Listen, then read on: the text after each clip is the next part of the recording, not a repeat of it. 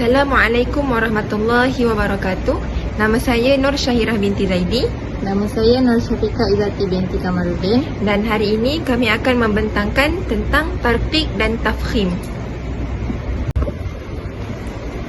Jadi pada pembentangan kami pada hari ini, kami akan menyentuh beberapa topik iaitu pengertian tarqiq dan tafkhim, huruf-huruf istifal yang sentiasa dibaca tarqiq, huruf-huruf isti'la yang sentiasa dibaca tebal, huruf ra tipis, tebal atau tebal dan nipis, huruf lam pada lafaz jalalah. Yang pertama, kita masuk kepada pengertian tarqiq dan tafkhim. Pengertian tarqiq. Tarqiq dari segi bahasa bermaksud menipiskan. Dari segi istilah ilmu tajwid, tarqiq bermaksud menipiskan sebutan sesuatu huruf. Dengan kata lain, tarqiq ini bermaksud menjadikan sebutan huruf tersebut ringan pada makhraj dan lemah pada sifat-sifatnya. Cara bacaan tarqiq iaitu tipis. Bacaan tarqiq ialah mengeluarkan sebutan tipis semasa menyebut huruf-huruf tersebut. Caranya ialah dengan tidak menebalkan, mengembungkan atau memberatkan sebutan. Seterusnya, pengertian tafkhim.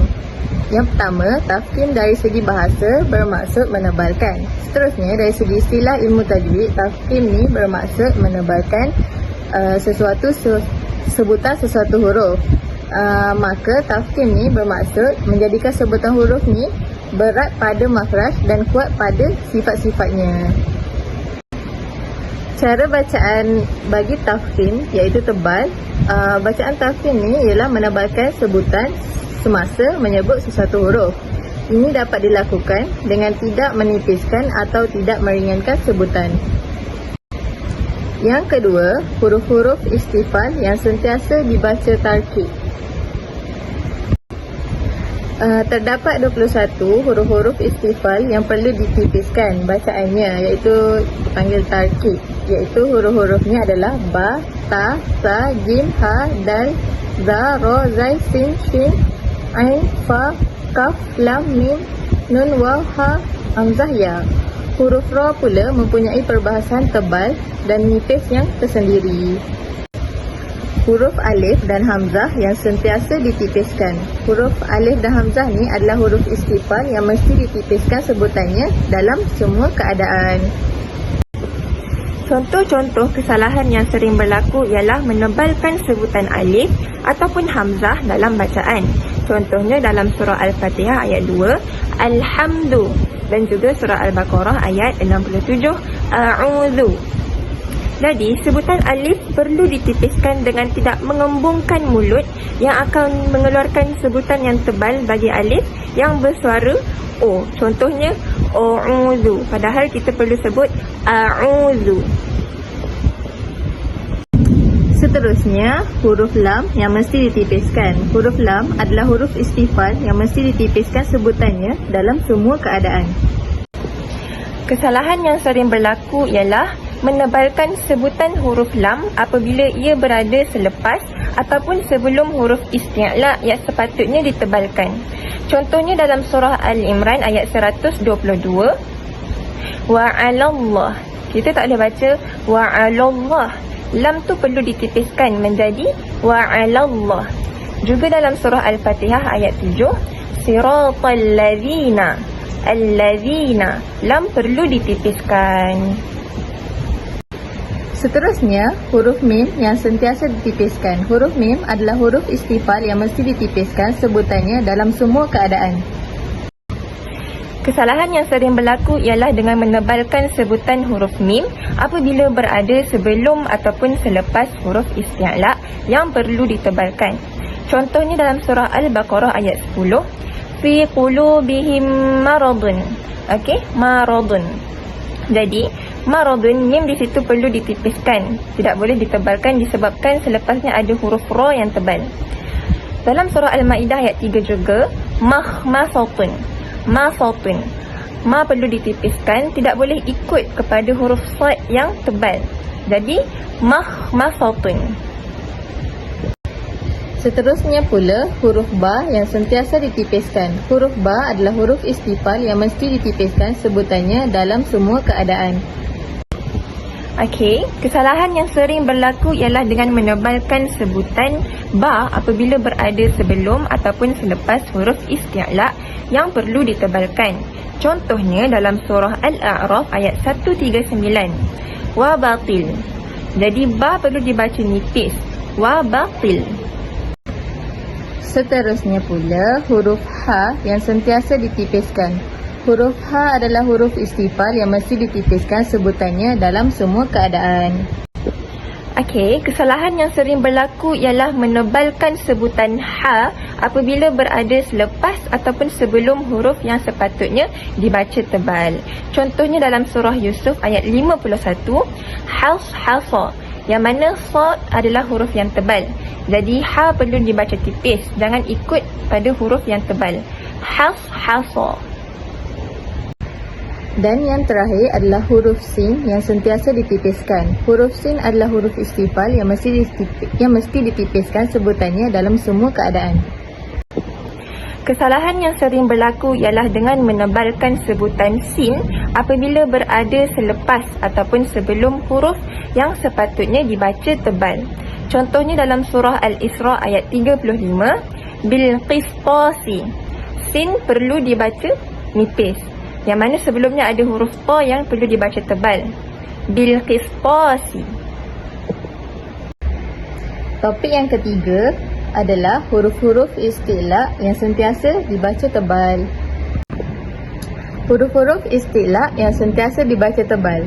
Huruf-huruf isti'la adalah huruf yang mesti dibaca tebal dengan semua keadaan. Isti'la ni bermaksud sebutan yang melibatkan pangkal lidah yang diangkat ke langit-langit yang akan menghasilkan suara tebal. Huruf-huruf isti'la ni ada 7 semuanya selain daripada 21 huruf istifal tadi, iaitu sad, da, ta, za, fa, ghin, qaf. Tahap-tahap tafkhim huruf isti'la. Terdapat 5 tahap tafkhim huruf-huruf isti'la apabila berada dalam sesuatu keadaan. Okey, tahap pertama, apabila huruf isti'la berbaris fathah yang diikuti huruf alif mad, maka tahap ketebalannya adalah paling tinggi. Contohnya seperti dalam surah Al-Qasas ayat 80, as-sabiruna. Tahap kedua pula, apabila huruf isti'la berbaris fathah diikuti selain huruf alif, ia ditebalkan pada tahap kedua, iaitu kurang sedikit daripada tahap pertama yang tadi. Contohnya dalam surah Abasa ayat 25, sababna.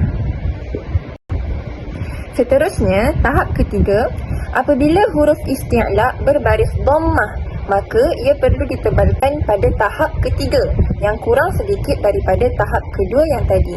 Contohnya seperti dalam surah Al-Imran ayat 144, qutila.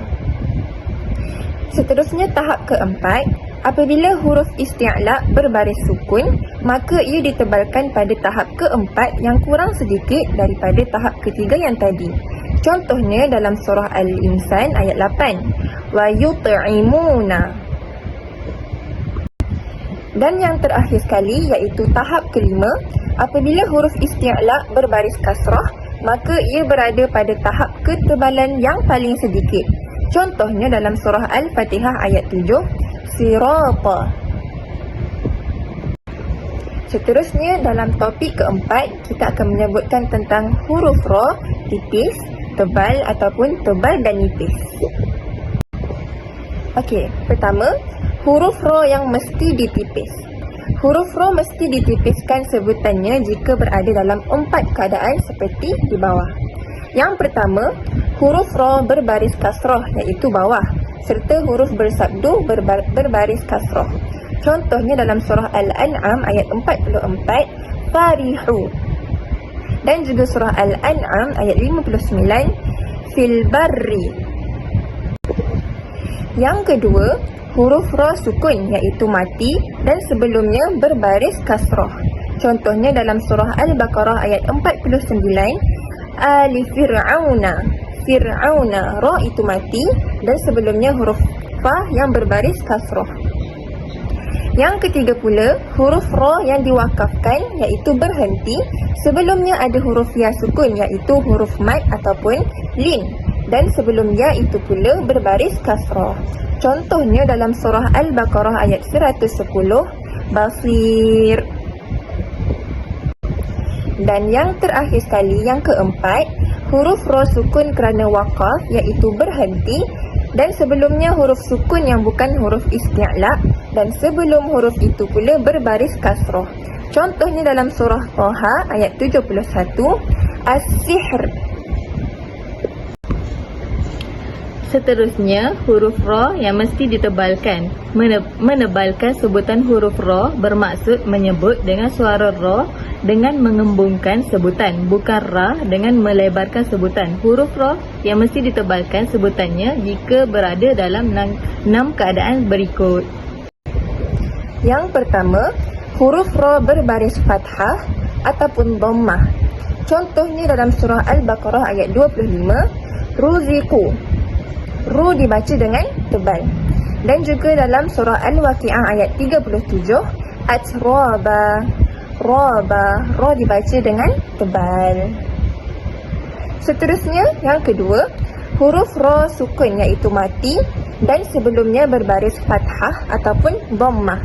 Contohnya dalam surah At-Taubah ayat 106, Murjauna. Murjauna. Dan juga surah Al-Baqarah ayat 87, Maryama. Maryama. Ra ditebalkan.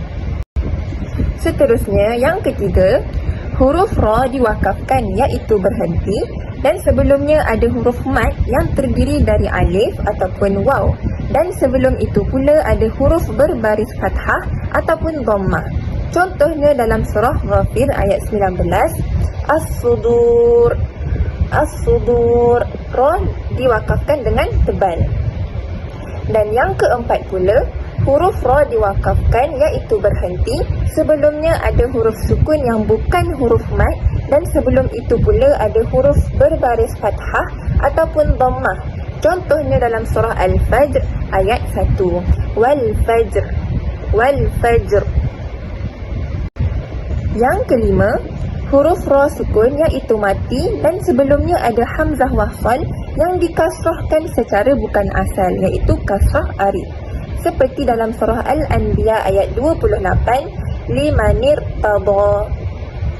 Dan yang keenam pula, huruf ra sukun iaitu mati, sebelumnya ada huruf istifal yang berbaris kasrah, dan selepasnya pula ada huruf isti'la.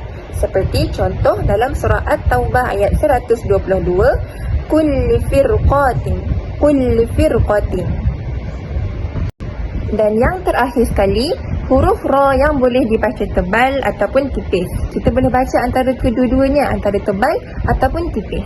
Jadi untuk keadaan ini, kita boleh baca apabila huruf ra diwakafkan di yang pertama sekali, Misr, iaitu dalam surah Yusuf ayat 99. Yang kedua, Al-Qitr, iaitu dalam surah Saba ayat 12. Dan yang ketiga dalam perkataan Yasr dan Asr. Dan yang keempat pula, Wa-Nuzur, dalam surah Al-Qamar ayat 16, 18, 30, 31, 37 dan 39. Dan yang terakhir sekali, yang kelima, Firq, dalam surah Asy-Syura ayat 63. Topik yang terakhir pada perbentangan ini ialah huruf lam pada lafaz jalalah. Pada asalnya, huruf lam adalah huruf istifal, iaitu huruf yang mesti ditipiskan bacaannya. Lain pula halnya dengan lam yang terdapat pada lafaz jalalah, iaitu Allah.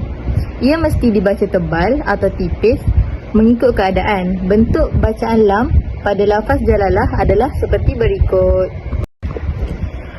Suara lafaz jalalah iaitu Allah yang mesti ditebalkan.